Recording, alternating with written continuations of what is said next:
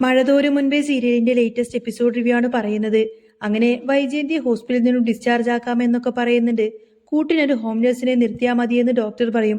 ബാലചന്ദ്രനും അത് തന്നെയാണ് താല്പര്യം. ഡോക്ടർ ബാലചന്ദ്രനെയും പെങ്ങളെയും വിളിച്ച് സംസാരിക്കുന്നുണ്ട്. വൈജയന്തിയുടെ കണ്ടീഷൻ ഇപ്പൊ പ്രത്യേകിച്ച് മാറ്റമൊന്നുമില്ല എന്നും മരുന്ന് മാത്രം നൽകിയാൽ മതിയെന്നും ഡോക്ടർ പറഞ്ഞു. പക്ഷേ വൈജയന്തിയുടെ വാശി, തനിക്ക് തനിയെ നടക്കാനായാൽ മാത്രമേ ഇവിടെ നിന്ന് പോകുള്ളൂ എന്നാണ് വൈജയന്തി പറയുന്നത്. പ്രൈവറ്റ് ഹോസ്പിറ്റൽ ആയതുകൊണ്ട് തന്നെ ബില്ലൊക്കെ അടക്കാൻ പേഷ്യന്റ് റെഡിയായി കഴിഞ്ഞാൽ അവർക്ക് നിർബന്ധിച്ച് അവിടെ നിന്ന് പറഞ്ഞു വിടാനൊന്നും പറ്റത്തില്ലല്ലോ. വൈജയന്തിക്ക് വീട്ടിലേക്ക് വരാൻ മടിയാണ് എന്ന് ബാലചന്ദ്രൻ സൂചിപ്പിച്ചുവെങ്കിലും ഡോക്ടർ പറഞ്ഞത് അത് നിങ്ങളുടെ കുടുംബകാര്യമാണെന്നാണ്. വൈജയന്തി വരാൻ കൂട്ടാക്കുന്നില്ലെങ്കിൽ പിന്നെ എന്ത് ചെയ്യാനാണ്? ബാലചന്ദ്രന്റെ പെങ്ങൾ അവിടെ കൂട്ടിരിക്കാൻ തയ്യാറാണ് എങ്കിലും ഹോസ്പിറ്റലിൽ തന്നെ ഇങ്ങനെ എത്ര കാലം താൻ നിൽക്കുമെന്നതായിരുന്നു അയാളുടെ വിഷമം. വൈജയന്തിയുടെ ആ ഒരു പിടിവാശി കൊണ്ട് മാത്രമാണ് ഇങ്ങനെയൊക്കെ സംഭവിക്കുന്നത്. ബാലചന്ദ്രൻ നേരെ വൈജയന്തിയുടെ മുറിയിലേക്ക് ചെന്നു. അയാൾ ഉദ്ദേശിച്ച പോലെ ഡിസ്ചാർജ് ഒന്നും നടന്നില്ലല്ലോ എന്ന അഹങ്കാരത്തിലായിരുന്നു വൈജയന്തി. നീ വന്നില്ല എങ്കിൽ വേണ്ട, പക്ഷേ അലീനെ ഇറക്കി വിട്ടിട്ട് ഇങ്ങോട്ടേക്ക് വരാമെന്നും നീ വിചാരിക്കണ്ട എന്ന് ബാലചന്ദ്രൻ അങ്ങ് തീർത്തും പറയാണ്. പണ്ട് നീ വരച്ച വരയിൽ നിന്ന് ബാലചന്ദ്രനല്ല ഇപ്പോഴത്തെ ഞാന് എന്ന് കേട്ടപ്പോൾ വൈജയന്തിക്ക് വെറും പുച്ഛമായിരുന്നു. അവൾക്ക് വേണ്ടത് ഡിവേഴ്സ് ആണ്. പണം കണ്ടാണ് തല്ലും കല്യാണം കഴിച്ചത് എന്നും ഇനി നിങ്ങളെ ചുമക്കാൻ എനിക്ക് വയ്യ എന്നും അവൾ ആക്രോശിച്ചു. തനിക്ക് സ്വന്തമായി ഫ്ലാറ്റ് എടുത്ത് താമസിക്കാൻ തന്റെ ഇടമുണ്ട് എന്ന് പറഞ്ഞപ്പോൾ മറ്റൊരാളുടെ സഹായമില്ലാതെ എഴുന്നേൽക്കാൻ പോലും പറ്റാത്ത നിന്റെ അവസ്ഥ നോക്ക് എന്നായിരുന്നു ബാലചന്ദ്രന്റെ കടുത്ത മറുപടി. എന്റെ പെങ്ങൾ നോക്കുന്നത് കൊണ്ടാണ് നീ ഇവിടെ കഴിയുന്നത് എന്ന് പറഞ്ഞപ്പോൾ വൈജയന്തിക്ക് പിന്നെ ഉത്തരമൊന്നും തന്നെ ഇല്ലായിരുന്നു.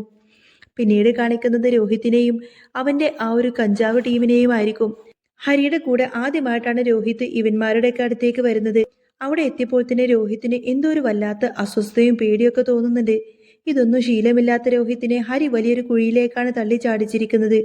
ഇതേ സമയം ഹരിയും ശരണ്യയും അങ്ങോട്ടേക്ക് വരികയാണ്. ഈ കാടിനുള്ളിൽ ഇതെന്ത് സ്ഥലമാണ് എന്നൊക്കെ ശരണ്യ ചോദിക്കുമ്പോൾ ഇതൊരു പീസ്ഫുൾ ഏരിയ ആണെന്നാണ് ഹരിയുടെ മറുപടി. പോകുന്ന വഴിക്ക് കോലായിൽ എന്തോ മരുന്ന് കലർത്തി ഹരി ശരണ്യക്ക് നൽകി. അത് കുടിച്ചതും അവൾക്ക് ഒരുമാതിരി ഇങ്ങനെ കിറക്കം വരാൻ തുടങ്ങി.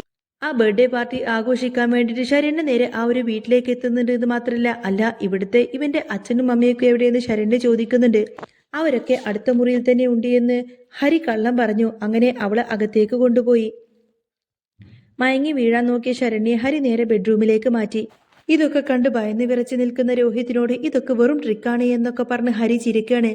മയങ്ങിക്കിടക്കുന്ന ആ ഒരു പെൺകുട്ടിയോട് ഹരിയും കൂട്ടുകാരും ചെയ്യുന്ന ആ ഒരു ക്രൂരതകളെല്ലാം കണ്ടുകൊടുത്തിനെ ഹരി ഇങ്ങനെ ആകെ ഷോക്കേറ്റതുപോലെ നിൽക്കുമായിരിക്കും.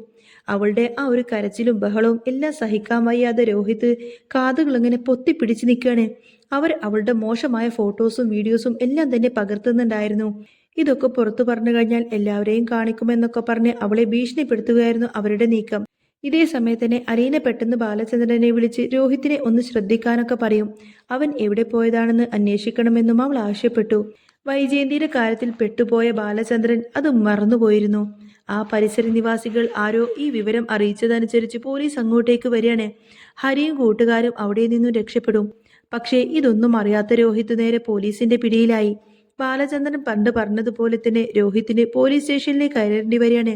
പക്ഷേ അലീന തന്റെ ബുദ്ധി ഉപയോഗിച്ച് ഹരിയാണ് ഇതിന്റെ പിന്നിൽ എന്നെല്ലാം തന്നെ തെളിയിക്കുന്നത്. രോഹിത്തിനെ രക്ഷിക്കാൻ വേണ്ടിയിട്ട് അവൾ തെളിവുകൾ സഹിതം തന്നെ രംഗത്തെത്തും. അത് കഴിയുമ്പോൾ രോഹിത്തിന് അലീന ആരാണെന്ന് അതോടുകൂടെ തന്നെ മനസ്സിലാവാണ്. വീട്ടിൽ കൃഷ്ണമോളും ബബിതയും രോഹിത്തിനെ കാണാത്തതിൽ ഒരുപാട് വിഷമിച്ച് നിൽക്കുമായിരിക്കും. ബാലചന്ദ്രൻ എത്തുന്നതിന് മുൻപേ തന്നെ പോലീസ് രോഹിത്തിനെ കൊണ്ടുപോയി.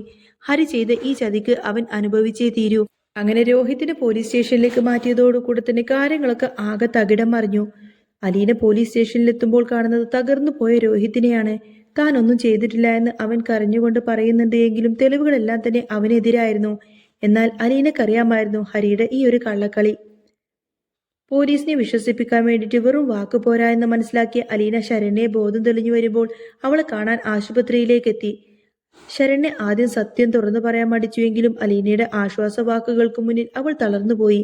ഹരി തന്നെ ചതിക്കുകയായിരുന്നുവെന്നും രോഹിത് തന്നെ തൊട്ടിട്ട് പോലുമില്ല എന്നും അവൾ വെളിപ്പെടുത്തി. പക്ഷേ ഹരിയുടെ കയ്യിലുള്ള വീഡിയോസ് എല്ലാം അവളെ തളർത്തി കളഞ്ഞു.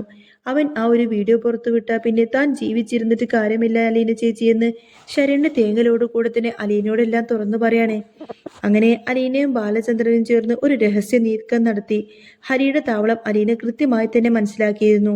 ഹരി ആ വീഡിയോസ് ഒന്നും തന്റെ ഫോണിൽ നിന്നും നശിപ്പിക്കില്ല എന്നും അതൊക്കെ വെച്ച് അവളെ ബ്ലാക്ക്മെയിൽ ചെയ്യുമെന്നും അവൾക്ക് ഉറപ്പായിരുന്നു. ബാലചന്ദ്രന്റെ സഹായത്തോടുകൂടി തന്നെ അലീന സൈബർ പോലീസിനെ ഈ ഒരു കേസിൽ രഹസ്യമായി തന്നെ ഉൾപ്പെടുത്തി. ഹരിയുടെ ഫോൺ ലൊക്കേഷൻ ട്രേസ് ചെയ്തുകൊണ്ട് തന്നെ അവർ അവനെ ഒളിവിൽ കഴിഞ്ഞിരുന്ന ആ ഒരു ലോഡ്ജിലേക്ക് വളഞ്ഞു. ഹരീന നേരിട്ട് ചെന്ന് ഹരിയെ നേരിടുന്ന ആ ഒരു രംഗം കൂടെ വളരെയധികം നാടകീയമായിരുന്നു. ഹരി ഭീഷണിപ്പെടുത്തുന്നത്, എടി നീ ഇത് പോലീസുകാരോട് പറഞ്ഞാൽ പിന്നെ ഈ വീഡിയോകളൊക്കെ നാട് മുഴുവൻ കാണും. അന്നേരം അലീന അവൻക്ക് കടുത്ത മറുപടി തന്നെ കൊടുക്കും. നീ എടുത്ത വീഡിയോസ് ഒക്കെ ഇപ്പോൾ എന്റെ കയ്യിലുണ്ട് ഹരി. നിന്റെ ക്ലൗഡ് സ്റ്റോറേജ് വരെ ഞങ്ങൾ ഹാക്ക് ചെയ്ത് കഴിഞ്ഞിരിക്കുന്നു. ഇനി നിനക്ക് രക്ഷപ്പെടാൻ കഴിയില്ല എന്ന് പറയാൻ അലീന. അതോടുകൂടെ തന്നെ ഹരി ആകെ പെട്ടുപോവാണ്. ഈ ബഹളങ്ങൾക്കിടയിൽ വൈജയന്തി തന്റെ തെറ്റ് മനസ്സിലാക്കിയിരുന്നു. തന്റെ മകൻ എത്ര വലിയ ക്രൂരതയാണ് ചെയ്തത് എന്നെല്ലാം അവൾ തിരിച്ചറിഞ്ഞു. ബാലചന്ദ്രന്റെ തണലും അലീനയുടെ കരുതലും എത്ര വലുതാണ് എന്ന് ആശുപത്രി കിടക്കയിൽ വെച്ചുകൊണ്ട് തന്നെ വൈജയന്തി ഓർത്തു. തെറ്റൊന്നും ചെയ്യാത്ത രോഹിത് അറസ്റ്റിലായതോടുകൂടി തന്നെ വൈജയന്തിയുടെ എല്ലാവിധ അഹങ്കാരങ്ങളും ക്ഷമിച്ചു. അവൾ നേരെ ബാലചന്ദ്രനോട് മാപ്പിരക്കാണ്. ഇതേ സമയത്ത് തന്നെ അലീന ഹാജരാക്കിയ ഡിജിറ്റൽ തെളിവുകളുടെയും ശരണ്യയുടെ മൊഴിയുടെയും അടിസ്ഥാനത്തിൽ രോഹിത്തിനെ പോലീസ് വെറുതെ വിട്ടു. ലോക്കപ്പിൽ നിന്നും പുറത്തിറങ്ങിയ രോഹിത് അലീനയുടെ കാൽക്കൽ വീഴാൻ പോയി.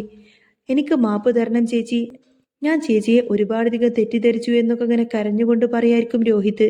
ബാലചന്ദ്രൻ പറഞ്ഞതായിരുന്നു ശരി. നിന്റെ കൂട്ടുകെട്ട് നിന്നെ നശിപ്പിച്ചു. രോഹിത്തിന്റെ വാക്കുകളെല്ലാം പശ്ചാത്താപം കൊണ്ട് നിറഞ്ഞിരുന്നു. അവസാനം ഒരു വലിയ കൊടുങ്കാറ്റിന് ശേഷം എന്ന പോലെ ആ കുടുംബത്തിൽ സമാധാനം തിരിച്ചെത്തി. ശരണ്യെ പുതിയൊരു ജീവിതത്തിലേക്ക് കൈപ്പിടിച്ചുയർത്താൻ വേണ്ടിയിട്ട് അലീനയും ബാലചന്ദ്രനും തീരുമാനിച്ചു. അങ്ങനെ നന്മയുടെയും സത്യത്തിന്റെയും വിജയം അവിടെ പൂർത്തിയാക്കുന്ന ഒരു അടിപൊളി സൂപ്പർ സീനൊക്കെ ഉണ്ടോ ഇനി വരാൻ പോകുന്നത്. അപ്പോൾ നിങ്ങൾക്ക് ഈ ഒരു ചാനൽ ഇഷ്ടമാവുകയാണെങ്കിൽ സബ്സ്ക്രൈബ് ചെയ്യാനും സപ്പോർട്ട് ചെയ്യാനും മറക്കല്ലേ. നെക്സ്റ്റ് വീഡിയോ ഉടനെ വരാം. ബൈ.